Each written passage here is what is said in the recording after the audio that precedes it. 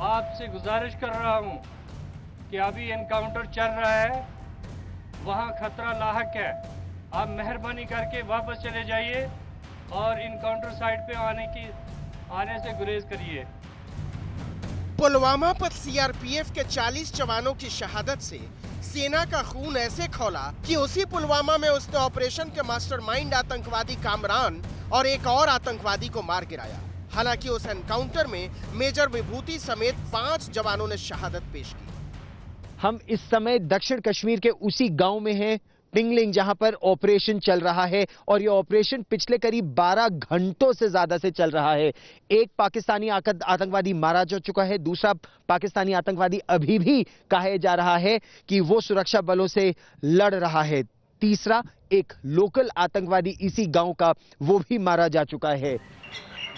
फिर भी सेना का हौसला बुलंद है, क्योंकि वो घाटी में आतंक के सफाई के लिए कमर कसकर तैयार है और उनके खिलाफ कार्रवाई के लिए जो भी आतंक के मास्टरमाइंड हैं, उनके सफाई के लिए सेना को छूट दी गई है।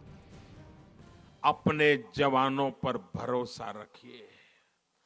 पुलवामा के गुनहगारों को सजा कैसे दी जाएगी, कहां दी जाएगी, कब दी जाएगी, कौन देगा, किस प्रकार की सजा देगा, ये हमारे जवान तय करेंगे।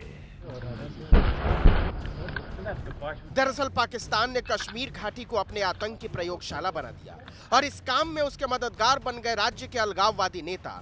इसीलिए पुलवामा कांड के बाद सरकार ने हुर्रियत के तमाम अलगाववादी नेताओं की सुरक्षा छीन ली।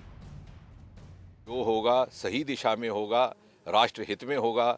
मोदी जी के रहते हुए ऐसा ना हो, ऐसा कभी संभव ही नहीं है। हम देखते जाए, एक एक दिन हमें सामने नजर आएगा जो भी सरकार की ओर से फैसला किया जाए।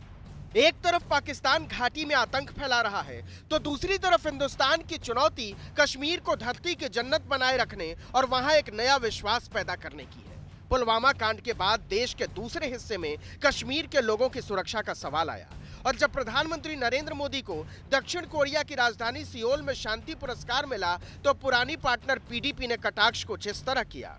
पीस प्राइज मिला है वो तो अच्छी बात है, मगर अपने जिनको वो कहते हैं हमारे अपने बच्चे हैं, इस वक्त उनको पनिश किया जा रहा है। उनका क्या कसूर है पुलवामा अटैक में?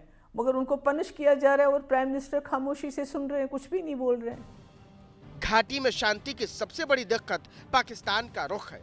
2014 से 15 फरवरी 2019 तक जम्मू और कश्मीर में आतंकवादी हिंसा की 672 घटनाएं हुई, जिनमें 203 नागरिक, 397 जवान और 913 आतंकवादी मारे गए।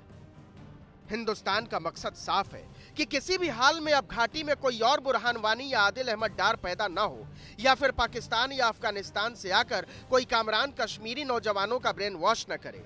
इसी कड़ी में एनआईए ने आदिल के रिश्तेदार तौसीफ को गिरफ्तार किया, जो उसके साथ ही जैश में शामिल हुआ था।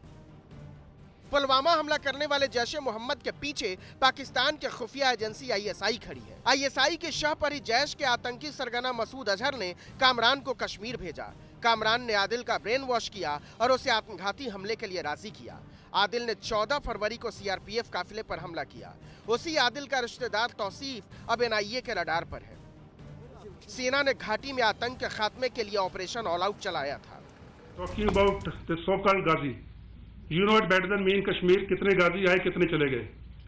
So there's nothing new in it. All these alliances keep happening, and we'll handle them. There's no problem about it. Let any Ghazi come. I told you, कई गाजी आए, कई गाजी गए. So परवाह मत करो. Don't worry, we are there. Pakistan ने अपने कब्जे वाले कश्मीर को आतंकवादी ट्रेनिंग का गढ़ बना रखा है।